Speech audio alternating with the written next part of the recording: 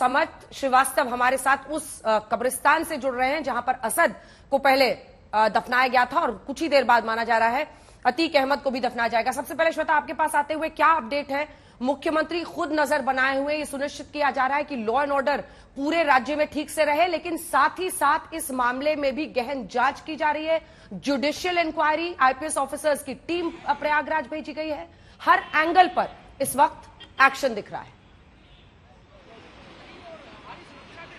जी अंजना, मुख्यमंत्री की ताकीद है कि जितनी भी जानकारियां हैं वो सीधा उन तक जरूर पहुंचे, कोई भी ऐसी चीज ना हो जो उनकी जानकारी के बिना यहां पर हो जाए। हर कुछ देर में वो एक ताजा रिपोर्ट तलब कर रहे हैं, उस पर ध्यान दे रहे हैं। अभी जो पेशी होने वाली है वहां की सुरक्षा व्यवस्था को लेकर बहुत कड़ाई बरतने के लिए कहा गया है, इसीलिए हम देख रहे हैं लगभग 150 जवान वहां पर बताया गया है कि तैनात किए जाएंगे। इसके अलावा जो इंक्वायरी के लिए था उसे समयबद्ध किया जाए, 2 महीने के भीतर वो रिपोर्ट अपनी सौंप दे यहाँ के गृह विभाग की तरफ से वो जानकारी। तो एक एक करके यहाँ पर जो वरिष्ठ अधिकारी हैं प्रशासन के, पुलिस के, सबके आने का सिलसिला यहाँ मुख्यमंत्री के पास चलता रहता है, आने जाने का यहाँ पर चल रहा है और वो एक एक चीज मॉनिटर कर रहे हैं, ये बताया जा रहा है। जब सुबह की शुरुआत हुई थी उस समय उनको इस बात की ज्यादा चिंता थी कि कानून व्यवस्था बहाल रहे, कहीं से भी अशांति की खबर न आए, कुछ ऐसा न हो जाए जो कि संवेदनशील इलाकों में जिस चीज की आशंका हो सकती है। लेकिन वो सारी चीजें नियंत्रण में रही। अब वो पूरी तरीके से इस बात पर फोकस कर रहे हैं कि उस इलाके में, प्रयागराज में, चाहे जो सुपुर्द खाक जहां पर होना है या जहां पर दफन होना है, जहां पर 2 कब्रें खोद दी गई थी, वहां पर पूरी सुरक्षा व्यवस्था कैसी है, या फिर जो पेशी के लिए इन तीनों को लाना है वहां पर किस तरह की चीजें, क्योंकि पूछताछ में ये सब और जिस तरह की चीजें बता रहे हैं और जिस तरह के हथियार अभी तक उनसे बरामद हुए हैं, क्या इसके पीछे कोई गैंग हो सकता है, क्या इसके पीछे कोई साजिश हो सकती है, हर किसी भी चीज को रूल आउट अभी नहीं करके मुख्यमंत्री की तरफ से यही ताकीद कि हर एक चीज उनकी पैनी नजर से होकर ही गुजरे। ठीक है, और हमारे साथ समर्थ भी बने हुए हैं, उनके पास जल्दी से चलते हैं। यहीं पर दफनाया जाएगा समर्थ, पहले असद को भी यहीं दफनाया गया था और अगर मैं सही हूं तो अतीक अहमद के पिता को भी एक वक्त पर इसी कब्रिस्तान में दफनाया गया था। एक पूरा साम्राज्य प्रयागराज में इस माफिया डॉन का था, 17 साल से जिसने यहां पर अपराध में कदम रखा। और देखिए, जिस इलाहाबाद पश्चिम सीट से वो चुनाव लड़ता था, एमएलए बनता था, उसी अस्पताल के बाहर राजूपाल की हत्या का आरोप था, उसी अस्पताल के बाहर यहां पर 3 हमलावर उसकी हत्या कर देते हैं और अब उसी कब्रिस्तान में आज दफन होगा। साबर जानकारी आ रही है, एक सेकंड समर्थ आपको रोक रही। तीनों शूटर्स की प्रयागराज जिला कोर्ट में तीनों की पेशी हो रही है इस वक्त। बताया जा रहा है यहां पर भी सुरक्षा के पुख्ता इंतजाम किए गए हैं, क्योंकि इन तीनों को भी लेकर और कई जगहों पर यह माना जा रहा था लोगों का गुस्सा न निकले। हम तीनों की तस्वीर आपको दिखा रहे हैं, चाहे वो लवलेश तिवारी हो, सन्नी सिंह हो या फिर अरुण मौर्य हो, तीनों अलग अलग जगहों के हैं। आप देखिए हमीरपुर, बांदा, लेकिन पहले एक स्ट्रैटेजी बनाते हैं, एक होटल में रहते हैं, जो जानकारी आई है उसके मुताबिक एक फेक आईडी वाला माइक लेते हैं, एक फेक कैमरा लेते हैं, फेक आईडी बनाते हैं रिपोर्टर्स की, वहां पर जाते हैं और जैसे ही हमारे सहयोगी समर्थ श्रीवास्तव, आप ही ने यह सवाल उनसे पूछा, गोली दाग दी सीधा पॉइंट ब्लैंक रेंज पर अतीक अहमद और पेट में गोली मारी अशरफ को। समर्थ जल्दी से अपडेट। अंजना देखिए, मेरी इस वक्त मौजूदगी मर्चरी में है और यहाँ पोस्टमार्टम लगभग 3 घंटे से ऊपर हो गया है जब से चल रहा है, पर फिलहाल यहाँ फोर्स बढ़ गई है, तो माना जा सकता है अगले 10 से 15 मिनट में यहाँ से डेड बॉडी दोनों की ले जाई जाएगी कब्रिस्तान में, जहां पर आज अतीक अहमद और अशरफ को दफन किया जाएगा। जहां पर असद की कब्र खुदी थी उसी के नजदीक जो उनके पिता अतीक अहमद है और अशरफ है, उनकी कब्र वहां पर खुदी और वहीं पर दफन किया जाएगा। कैमरामैन नीरज तस्वीर दिखाएंगे आपको, मेरे ठीक पीछे से आप देखेंगे कि यहाँ पर एम्बुलेंस जो है वो लगी है और पुलिस की जो सिक्योरिटी है, जो पुलिस फोर्स है वो बढ़ गई है। और अभी अभी यहाँ पर सीएमओ प्रयागराज भी पहुंचे हैं, तो पूरा अंदेशा है क्योंकि लगभग 3 घंटे से ज्यादा का समय हो चुका है, एक्सरे भी दोनों ही बॉडीज का हो चुका है, तो माना जा रहा है कि अगले 10 से 15 मिनट में यहां से दोनों की डेड बॉडीज यहां से निकलेंगी और यहां से सीधा कब्रिस्तान की ओर ले जाई जाएंगी। वही कब्रिस्तान जहां पर असद को दफन किया गया था, वही कब्रिस्तान जहां पर अतीक के पिता और अतीक की माता को दफन किया गया था। और इस बीच में लगातार ये बातें भी हैं, जो 3 शूटर्स हैं उनकी कोर्ट में सुनवाई होनी है और इस बीच में जो कनेक्शन निकल कर आ रहा है कि वो यहां पर प्रयागराज में रहे, होटल में स्टे किया, जो सूत्रों से जानकारी मिल रही है इसकी पड़ताल लगातार यूपी की पुलिस कर रही है और जल्दी ही ये बताया जा रहा है कि फिलहाल यहां से ये एम्बुलेंस निकलेगी और पहुंचेगी सीधा कब्रिस्तान में, जहां पर अतीक अहमद और अशरफ को दफन किया जाएगा। जैसे ही कोई हलचल हो, समर्थ आपके पास या श्वेता आपके पास, फौरन इशारा कीजिएगा, आपका रुख करेंगे। तब तक बहस की शुरुआत करते हैं। राकेश त्रिपाठी जी, जब पिछली विधानसभा चुनाव में आपकी जीत हुई थी तो लोग माथे पर बुलडोजर का खिलौना लगाकर घूम रहे थे, ये दिखाने के लिए कि कानून का राज हुआ है, कानून व्यवस्था पर आप अपनी पीठ थपथपा रहे थे। लेकिन क्या उसी की रीढ़ पर एक गहरी चोट नहीं है जब पुलिस कस्टडी में मीडिया कैमरों के सामने 3 हमलावर आते हैं और दनादन गोलियां दाग देते हैं, मार देते हैं दोनों अपराधियों की, जिसकी कस्टडी पुलिस को कोर्ट से मिली थी? राकेश जी, एक सेकंड आपको टोक रही हूं। एक बार फिर एक खबर आ रही है कि अतीक का पोस्टमार्टम खत्म हो चुका है। किसी भी क्षण अब दोनों का ही शव वहां से दफनाने के लिए ले जाया जा सकता है। कसारी मसारी वो कब्रिस्तान जहां पर जाना है, और समर्थ जैसे ही कोई हलचल वहां पर होती है एम्बुलेंस की तरफ शव लाया जाता है। आप इशारा कीजिएगा, हम आपका रुख करेंगे। राकेश जी, जवाब दीजिए। देखिए अंजना जी, ये घटना निश्चित तौर पर चिंता में डालने वाली है, हैरान करने वाली है। लेकिन इस घटना के आधार पर उत्तर प्रदेश की कानून व्यवस्था पर इस तरह के सवाल खड़े किए जाएं कि उत्तर प्रदेश की पुलिस की साख खत्म हो गई है, मैं मानता हूं ये बहुत उचित नहीं है। देखिए, अतीक अहमद का जिस प्रकार का पूरा एक क्रिमिनल बैकग्राउंड रहा है, जितना क्रूर और दुर्दांत वो अपराधी रहा है, ऐसे में उसकी दुश्मनियां किस प्रकार की रही है। पुलिस की सुरक्षा व्यवस्था पूरी थी, लाइव वहां पर कैमरे मौजूद थे, आपके रिपोर्टर समर्थ और उनके कैमरामैन सब वहां लाइव मौजूद थे। लेकिन इस तरह की अचानक दुस्साहसिक वारदात कोई कर देगा, इस बात के लिए अचानक कल्पना कर पाना मुश्किल था। लेकिन मैं इस बात के लिए भरोसा दे सकता हूं कि इन अपराधियों के साथ किसी प्रकार की कोई नरमी और उदारता नहीं बरती जाएगी। पुलिस ने तीनों अपराधियों को गिरफ्तार कर लिया है, तीनों अपराधियों के साथ डिटेल इन्वेस्टिगेशन हो रही है। इंटरोगेशन में जो भी तथ्य निकल करके सामने आएंगे, उन तथ्यों के आधार पर कार्रवाई जरूर होगी। कौन मास्टरमाइंड है, मॉडस ऑपरेंडी क्या थी, असलहे इनको कहां से मिले थे, बहुत सारे ऐसे तथ्य हैं जिन तथ्यों पर क्या इशारा कर रहे हैं राकेश जी? क्या इशारा कर रहे हैं? एक सेकंड, अनुराग भदौरिया जी को भी दिखाइए। राकेश जी, क्या इशारा कर रहे हैं आप? क्योंकि कुछ ही देर पहले हमने आपके केंद्रीय मंत्री गिरिराज सिंह को सुनाया और वो कह रहे थे कि समाजवादी पार्टी के नेताओं के उनका ये कहना था कि आखिर कौन सा राज खोलने वाला था अतीक और अशरफ की ये हमला किया गया है। क्या इशारा है आपका?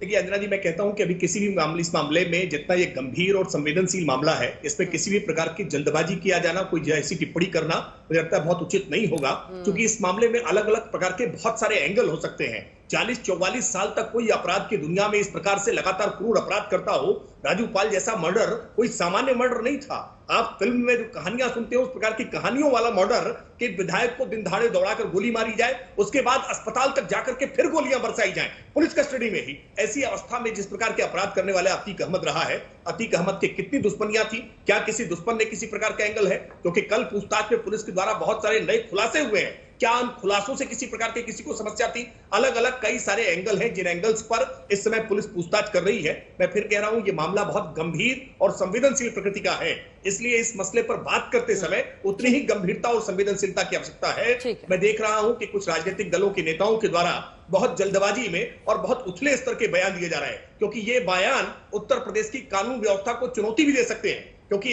इस मामले में जिस तरह के एंगल तलाशे जा रहे हैं, ये एंगल उत्तर प्रदेश की कानून व्यवस्था को, उत्तर प्रदेश की शांति व्यवस्था को छिन्न-भिन्न भी कर सकते हैं। इसलिए उत्तर प्रदेश में आवश्यक है कि हम इस तरह की किसी भी पैनिक क्रिएट करने वाली खबर को रोकें। हमलावरों को 14 दिन की न्यायिक हिरासत दी गई है। हमलावरों को 14 दिन की न्यायिक हिरासत में भेज दिया गया है। लवलेश तिवारी, अरुण मौर्य, सन्नी सिंह, तीनों को ही 14 दिन की न्यायिक हिरासत में भेज दिया गया है। और जिस तरह से ये मामला सेंसिटिव होता चला जा रहा है, उन सब के मद्देनजर लगातार इस पर नजर मुख्यमंत्री योगी आदित्यनाथ की भी बनी हुई है। मैं आपके पास अब आना चाहती हूं जल्दी से साजन सिंह साहब, राजू पाल की ही हत्याकांड से ये पूरा मामला इतना बड़ा, और उसी अस्पताल में जहां पर आज उसका पोस्टमार्टम हो रहा है, जिसके बाहर उसकी हत्या की गई, वहीं पर लगभग उसने राजू पाल की हत्या की थी, जो आरोप है उसके मुताबिक इतने साल पहले। लेकिन आज आप, मायावती जी भी बार बार कह रही हैं कि जंगल राज हो गया है, मायावती जी भी कह रही हैं कि यूपी एनकाउंटर प्रदेश बन गया है, क्या कहिएगा? 2005 में जब राजू पाल की हत्या हुई तो हमारा एमएलए था, बीएसपी का एमएलए था, लेकिन जब समाजवादी पार्टी की सरकार थी एफआईआर भी रजिस्टर नहीं हुआ था इस केस में। अंजना जी, पहली बार एफआईआर बहन जी की जब सरकार बनी 2007 में, तब ये एफआईआर रजिस्टर्ड हुई। और आज जो क्लेम कर रहे हैं ये लॉ एंड ऑर्डर सिचुएशन पे, उस क्लेम को तार तार कर गया 3 गली के गुंडों ने। उस गोली से सिर्फ 2 आदमी की हत्या नहीं हुई, 2 अपराधियों की हत्या नहीं हुई, बल्कि उस विश्वास की भी हत्या हुई है जिस विश्वास पे आपको सत्ता इस प्रदेश की जनता ने सौंपी थी। आप जो क्लेम कर रहे हैं, अपनी पीठ थपथपा रहे हैं कानून व्यवस्था पे। 3 विदेशी पिस्टल आ रहे हैं, 3 विदेशी पिस्टल आ रहे हैं, इतनी बड़ी साजिश है। कल तक तो आप कह रहे थे कि जड़ से उन्मूलन कर दिया आपने माफिया राज का। क्या माफिया राज में थे अतीक अहमद, उसका भाई और ये मुख्तार अहमद, यही प्रतिबिंब है माफिया का? क्या लॉ एंड ऑर्डर सिचुएशन समाप्त हो गई उत्तर प्रदेश से? नहीं, आप ये जो क्लेम कर रहे हैं ना, ये एक्सपोज हो गया है और इसकी जांच बहन जी ने भी डिमांड किया है। इसकी जांच सुप्रीम कोर्ट से निर्धारित किसी न्यायिक समिति से होनी चाहिए, न्यायिक जांच होनी चाहिए। नॉट ओनली दिस, सिर्फ इसकी हत्या की नहीं बल्कि जो इनकाउंटर हुआ जुडिशियल उसमें भी हम कमेटी सवाल बिठा दी खड़े गई है। रटी रटाई बातें क्यों बोल रहे हैं? जुडिशियल कमीशन बिठा दिया गया है, समयबद्ध तरीके से उसे रिपोर्ट देनी है, सब बता दिया गया है। प्रकाश सिंह जी, ये मीडिया हमारे प्रेशर से ऐसा हुआ है। कल तक मंशा इसकी नहीं थी, सवाल इनके मंशा पे खड़ा होता है, सवाल इनके मंशा पे इसलिए खड़ा होता है। प्रकाश सिंह जी, पूर्व डीजीपी हमारे साथ हैं। सर, तमाम राजनीतिक पार्टियां अपनी अपनी बयानबाजी होगी, लेकिन जब देश की अदालतें पुलिस को कस्टडी देती हैं, पुलिस जांच करती है, तो पूरी जवाबदेही जिम्मेदारी उनकी होती है। प्रकाश सिंह जी, किसकी चूक देखते हैं आप इसमें? देखिए, जो घटना हुई है वो वास्तव में खेद का विषय है, क्योंकि पुलिस कस्टडी में थे अतीक और उनके भाई अशरफ, और इसलिए पुलिस कस्टडी में इस तरह की घटना होना पुलिस की मुस्तैदी, पुलिस की चुस्ती, पुलिस के कर्तव्य परायणता पे एक तो सवाल जरूर उठा देती है। परंतु कुछ पुलिस कर्मियों की ढिलाई की वजह से पूरे प्रदेश की कानून व्यवस्था पे कोई सवालिया निशान नहीं खड़ा किया जा सकता। और इतना ज्यादा जो सियासत हो रही है, राजनीति हो रही है, मुझे समझ में नहीं आ रहा है कि इतनी जल्दी ये सब इस तरह की बयानबाजी क्यों हो रही है। आखिर जुडिशियल इंक्वायरी बैठाई गई है और जुडिशियल इंक्वायरी में विस्तार में जांच होगी। मैं खुद नहीं समझ पा रहा हूँ कि ये 3 आदमियों की हत्या का मोटिवेशन क्या था, इनको फाइनेंस कौन कर रहा था, इनको मतलब 3 अलग अलग बांदा, हमीरपुर, कासगंज के 3 लोगों को किसने मिलाया और कहा कि नहीं तुम्हें जाके ऐसा करना है। मेरे ख्याल में इसके पीछे बहुत बड़ा कोई षड्यंत्र है और उसको अनकवर करने की जरूरत है, उसका खुलासा करने की जरूरत है। और जुडिशियल इंक्वायरी जो होगी उसमें सारी बातें सामने आ जाएंगी।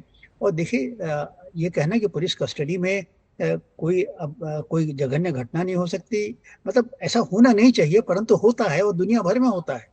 और एक घटना को लेकर मैंने कहा सवालिया निशान। अब अमेरिका में आज की तारीख में हर हफ्ते एक मेजर शूटिंग इंसिडेंट हो रहा है जिसमें 6, 7, 8, 10 आदमी मारे जा रहे हैं, पर कोई ये नहीं कहता कि अमेरिका की लॉ एंड ऑर्डर खराब हो गया। वो लोग ये जरूर करते हैं कि गन कल्चर के खिलाफ आवाज उठा रहे हैं कि गन कल्चर की वजह से ऐसा हो रहा है, जो कारण में जाते हैं। पर यहाँ तो हम लोग हर चीज में राजनीति करने लगते हैं और जल्दी से जल्दी निष्कर्ष पे पहुंच जाते हैं। अभी निष्कर्ष कैसे पहुंच रहे हैं आप? जुडिशियल इंक्वायरी बैठाई गई है, थोड़ी दिन इंतजार करिए। कोई मतलब स्वीपिंग स्टेटमेंट्स देने के पहले स्टेट के खिलाफ या पुलिस के खिलाफ, पुलिस से गफलत जरूर हुई है, इसमें तो कोई संदेह नहीं। और जो पुलिसकर्मी एस्कॉर्ट टीम में थे, जो इनकी सुरक्षा में तैनात थे, उनके खिलाफ मैं समझता हूँ आवश्यक कार्रवाई जरूर होगी। जी। तो उसका हम इंतजार करें। अनुराग जी, क्या आपको प्रकाश सिंह जी की बातें समझ में आ रही है? शांतनु जी, मैं आपके पास भी आऊंगी, उससे पहले एक बार इशारा करें, जल्दी से चलते हैं समर्थ के पास। समर्थ, देखिए एक सेकंड। तो आप देख सकते हैं इस वक्त जो है 3 घंटे से ऊपर पोस्टमार्टम होने के बाद अब आखिरकार यहां से जो गाड़ियां हैं, जो एम्बुलेंस है, वो यहां से निकल रही हैं। आज तक आपको तस्वीर मर्चरी से इस वक्त दिखा रहा है पोस्टमार्टम हाउस से, यहां से एम्बुलेंस निकल रही है। इस एम्बुलेंस में अतीक अहमद और उसके भाई अशरफ का शव है, जो यहां से अब सीधे कब्रिस्तान जाएगा, जहां पर उसका जनाजा होगा, मिट्टी होगी। तो ये बड़ी तस्वीर आपको यहां से दिखा रहे हैं। लगभग 3 घंटे से ऊपर ये पोस्टमार्टम चला है, इससे पहले एक्सरे भी हुआ है और कल रात को हुई घटना के बाद अब आखिरकार पोस्टमार्टम की जो चीज है वो पूरी हो चुकी है। और अब पोस्टमार्टम के बाद यहां अतीक अशरफ का शव रिश्तेदारों को सौंप दिया गया है और वहां से शव लेकर वो निकल रहे हैं। जो समर्थ हमारे सहयोगी दिखा रहे थे आपको तस्वीरें, कुछ ही देर में कसारी मसारी जो कब्रिस्तान है वहां पर दफनाया जाएगा इन दोनों को। आप बने रहिए समर्थ, हम लौटेंगे आपके पास। जल्दी से अनुराग जी एक बार बताइए, जो कह रहे हैं प्रकाश सिंह जी, वो बात आपको समझ में आ रही है? देखिए, हमीरपुर, कासगंज और बांदा 3 अलग अलग जगहों के ये मतलब पहले से एफआईआर इन पर दर्ज है। कोई किसी पर हत्या का आरोप है, किसी पर कुछ और आरोप है। ये तीनों मिलते हैं, होटल में रहते हैं, fake ID, fake camera, fake mic सब बनाते हैं और फिर हमला करते हैं। गहन जांच होनी चाहिए, किसी की साजिश हो सकती है। आप लोग पहले से इस पर पॉलिटिक्स करना शुरू कर दिया है, ऐसा उन्होंने कहा है। देखिए वही तो हम इतने दिनों से कह रहे हैं कि भारतीय जनता पार्टी, सोच लो कि उत्तर प्रदेश के अंदर में किस तरह से अभी माफिया हैं। जिन माफिया को आप दिखा रहे थे वो दूसरे आके 3 आते हैं माफिया और मार के चले जाते हैं। कल हो सकता है उनके साथ भी ऐसा हो। सोचो उत्तर प्रदेश में किस तरह का माफिया यहां पे पैदा होते चले जा रहे हैं। तो ये माफिया के अंदर में, बदमाशों में डर कहां है? मेरा सवाल यही तो है कि इनके अंदर डर होना चाहिए ना। आते हैं बंदूक से मार के चले जाते हैं, पुलिस कस्टडी में है, चारों तरफ पुलिस है, फिर भी 3 आते हैं, तो माने ये तो उनसे भी ज्यादा बदमाश हो। अनुराग जी, एक छोटी सी बात बोलूं और आपको, उससे भी ज्यादा बदमाश हो। बुरा मत मानिएगा मेरा सवाल, अनुराग जी, बुरा मत मानिएगा, लेकिन माफियाओं को कैसे टैकल किया जाए, अरे बोलिए ना, इस पर किताब लिख डालिए आप। और जब समाजवादी पार्टी का नेता किताब लिखेगा कि माफिया को कैसे हैंडल किया जाए, देश की जनता सोच रही होगी, खासतौर पर प्रदेश की, कि हंसे या रोए इस बात पे, क्योंकि आपके संरक्षण में कितने माफियाओं ने जन्म लिया, कितने माफियाओं ने साम्राज्य बनाया, सिस्टम से बड़े हुए, अदालतों में कोई उनके खिलाफ बोलने को तैयार नहीं था, जजेस अपने आप को रिक्यूज कर लेते थे, नोएडा के चेयरमैन को मारा, ब्यूरोक्रेसी के पूरे आईएएस एसोसिएशन ने कोशिश की, कुछ नहीं हुआ, जो उसके खिलाफ बोलता था एसिड से जलाकर चौराहे पर ले आता था, लेकिन कोई उसके खिलाफ कुछ नहीं कर पाया इतने सालों तक। और यही सवाल है कि आपने उसको इतना बड़ा बनाया, एक नहीं अनेकों ऐसे माफिया हैं जिनको लेकर आज भी प्रश्न उठता है। शांतनु गुप्ता जी, मैं आ रही हूं सर। शांतनु गुप्ता जी, जल्दी से कमेंट आपसे, क्या ये योगी आदित्यनाथ की उस छवि को एक बहुत बड़ा डेंट नहीं है? क्योंकि इससे पहले असद के एनकाउंटर पर उन्होंने एसटीएफ को बधाई दी, इसके पहले भी कई सारे उनके ऐसे सख्त कानून व्यवस्था के फैसले हैं जिसको लेकर जनता में एक खुशी थी, लेकिन पुलिस कस्टडी में कैमरे के सामने इस तरह से हत्या होना एक बड़ा सवाल है। अंजना, बिल्कुल ये प्रोसीजरल लैप्स है, जैसे राकेश प्रकाश सिंह जी ने बताया, लेकिन 2017 में जब योगी को सरकार मिली तो विरासत में कैसा उत्तर प्रदेश मिला जो माफियाओं से लैस था। ऐसे माफिया जिनको जेलों की सलाखों के पीछे होना चाहिए था, वो विधानसभा में और संसद के गलियारों में घूम रहे थे। और आज हमने देखा पिछले 48 साल में उमेश पाल हत्याकांड के बाद कैसे असद और गुलाम को न्यूट्रलाइज किया जाता है, बाकी शार्प शूटर को पकड़ा जाता है, पता लगता है गुड्डू मुस्लिम पकड़ा जाता है। लेकिन हाँ, और इनसे भी तहकीकात चल रही थी दोनों से, लेकिन हाँ ये प्रोसीजर लैप्स है। और मेरे ख्याल से इसके बेस पे जो 6 साल में जिस तरह से दशकों का जो माफिया राज है जो योगी ने खत्म किया है, योगी सरकार ने खत्म किया है, उस पे प्रश्न नहीं उठाना चाहिए। एक माफिया दूसरे माफिया का पुलिस कस्टडी में जो है उसका राकेश, आपके सारे सवाल वाजिब होंगे, आपके सवालों का जवाब देने के लिए मैं जवाबदेही से पीछे नहीं हटूंगा। लेकिन अनुराग भदौरिया ने सवाल उठाया है कि हमारे कार्यकाल का कोई ऐसा वाकया याद दिलाइए। ये शॉर्ट टर्म मेमोरी लॉस वाले अनुराग भदौरिया को याद दिलाऊं क्या कि वर्ष 2015 में मुजफ्फरनगर में विक्की त्यागी की हत्या कोर्ट के भीतर हुई थी, जज साहब के सामने हुई थी। आप कह रहे हैं कि पुलिस कस्टडी में, अरे कोर्ट के सामने, कोर्ट के भीतर विक्की त्यागी की हत्या 2015 मुजफ्फरनगर। न हो तो गूगल पर सर्च कर लीजिएगा, आपको याद नहीं होगा। मैं याद दिलाऊं कि आपको कि 2005 में कृष्णानंद राय जी पर 400 गोलियां बरसाई गई थी, AK-47 से लगातार गोलियां बरसाई गई थी, 67 गोलियां उनके शरीर के भीतर से निकली थी। मत याद दिलाइए अनुराग भदौरिया जी, रक्त रंजित इतिहास आपका उत्तर प्रदेश का कैसा रहा है। आपने शासनकाल में अपराधियों को पाला पोसा। मैं पूरी जिम्मेदारी के साथ कह रहा हूं, ये जो 3 आरोपी पकड़े गए हैं ना, ये 3 अपराधी पकड़े गए हैं, इनके साथ सख्ती बरतने में किसी प्रकार की कोई चूक नहीं होगी, कोई नरमदिली नहीं दिखाई जाएगी कि इन पर दरियादिली दिखाई जाएगी कि उन्होंने अतीक अहमद को मार दिया है। हमारे लिए किसी भी व्यक्ति की जान महत्वपूर्ण है, वो अपराधी हो, कितना ही क्रूर अपराधी हो, लेकिन फिर भी हम मानते हैं कि यह घटना नहीं होनी चाहिए थी। घटना हुई है, अपराधी की एक एक पहलू की जांच कर रहे हैं, तह तक जाएंगे। हम इस प्रकार की बयानबाजी से परहेज करना चाहते हैं और हम अपेक्षा करते हैं कि आप भी अब ऐसी बयानबाजी करने से परहेज करिए। जुडिशियल जो कमीशन बना है इसकी फाइंडिंग्स का इंतजार करिए और जो भी रिजल्ट निकल करके आएंगे, अगर उसमें किसी प्रकार की कोई लापरवाही है, हीला हवाली है, तो विपक्षी दल के तौर पर आप निश्चित तौर पर लेकिन कम से कम अपने गिरेबान के भीतर झांकिए और उसके बाद तब कोई आरोप प्रत्यारोप करिए। अपने मंत्रियों को समझा दीजिए, अपने मंत्रियों को समझा दीजिए तो ज्यादा अच्छा रहेगा ना। वो तो आप दोनों के पास लौट रहे हैं, एक सेकंड किसी का भी बयान हो वो जल्दी से एक बार दिखा देते हैं। तीनों की जो पेशी हुई है, वारिस पठान साहब बने रहिएगा और मुझे जवाब दीजिएगा कि कभी शाइस्ता टिकट के लिए आप लोगों को क्रेडिबल कैंडिडेट लगती है, कहीं शाहबुद्दीन का बेटा लगता है। आपकी जो चॉइस ही निराली है लोगों को, आपको सिर्फ सीट और विनेबिलिटी यानी जीतने की क्षमता पर आपकी नजर रहती है। फिर आपके लिए कौन माफिया से जुड़ा नहीं जुड़ा ये सब मायने नहीं रखता है। वो आपको लगता है कि सत्ता तक या फिर सीढ़ियों तक कम से कम पहुंचने का एक रास्ता है। हमारे सहयोगी अरविंद मौजूद थे और अरविंद ओझा ने जब ये तीनों पेश किए जा रहे थे कोर्ट में, वहां पर से रिपोर्ट भेजिए, जल्दी से दिखा देते हैं।